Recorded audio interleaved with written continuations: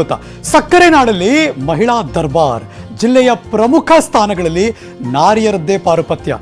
Madam ಮಯವಾಗಿದೆ Mandya ಜಿಲ್ಲೆ. ಇವತ್ತಿನ special ಮಹಿಳೆ ಸಲಾಂ ನಿನಗೆ.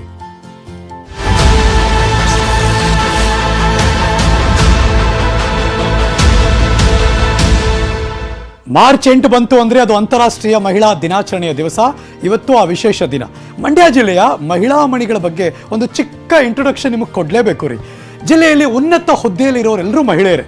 ಜಿಲ್ಲೆಯ ಸಂಸದರೂ ಮಹಿಳೆನೇ. ಮೇಡಮ್ ಮಯವಾಗಿದೆ ಒಂದು ರೀತಿ ಮಂಡ್ಯ ಜಿಲ್ಲೆ.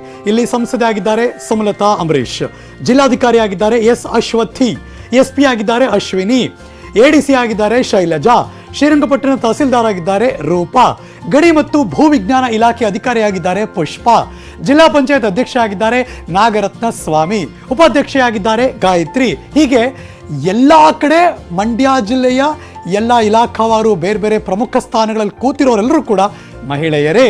ಜಿಲ್ಲೆಯ ಪ್ರಮುಖ ಸ್ಥಾನಗಳಲ್ಲಿ ನಾರಿಯರದ್ದೇ ಪಾರುಪತ್ಯ.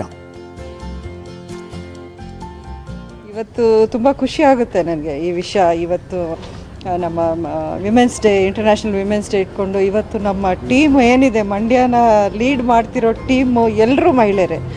ಈಗ MP ನಾನು, DC ಅವರು ಅಶ್ವತಿ ಅವರು, SP ಡಾಕ್ಟರ್ ಅಶ್ವಿನಿ ಅವರು, ADC ಶೈಲಜಾ, ಆಮೇಲೆ ಇನ್ನು ಮೈನಿಂಗ್ ಆಫೀಸರ್ ಪುಷ್ಪ ಇರ್ಬೋದು, ಫಾರೆಸ್ಟಲ್ಲಿ RF ಇರ್ಬೋದು, ಇಷ್ಟೂ ಮಹಿಳೆಯರು. ಖುಷಿಯಾಗುತ್ತೆ. ಎಲ್ಲರೂ ನಾವು ಮಹಿಳೆಯರೇ.